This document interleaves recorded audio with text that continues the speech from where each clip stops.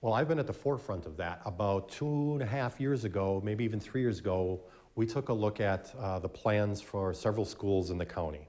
And we realized that every plan, every emergency response plan for each school was different.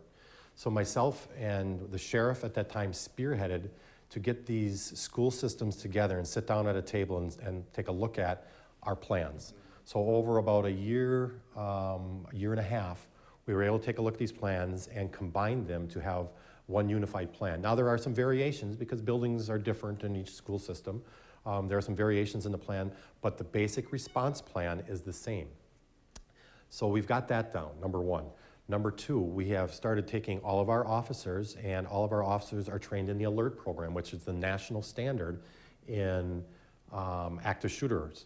So all of our officers currently have been trained in ALERT, which is a huge step. So if something happens at a school, a business, or somewhere else, we are prepared to respond. We took the other city agencies in and we've assisted them in that training as well.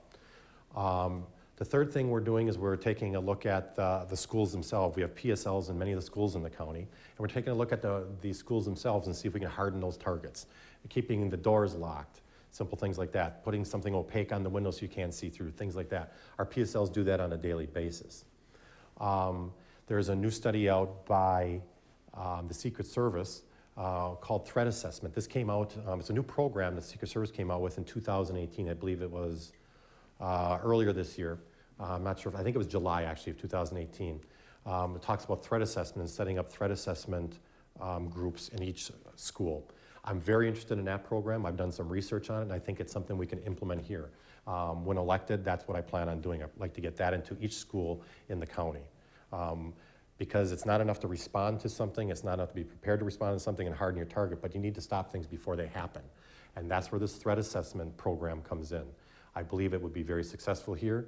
The studies look at all of the other schools who have done this and other places who have done this, and it is successful. So that's one of my goals, is to implement that threat assessment piece of the safety program into the schools. Well, most of the municipalities, Chilton, Kiel, well, Chilton has, the Sheriff's Department provides Chilton School District. New Holstein has its own, Kiel has its own, and I believe Brilliant has its own police school liaison. I spent 12 years on the Board of Education with New Holstein, and I got to see both sides of the table, from the school district side and the law enforcement side. School safety isn't a one-size-fits-all. It's something that needs to be addressed by all the stakeholders, the administration in the school, the teachers, students, and parents, as well as law enforcement. You need to constantly be reviewing the safety plans and making adjustments accordingly. You need to practice those plans.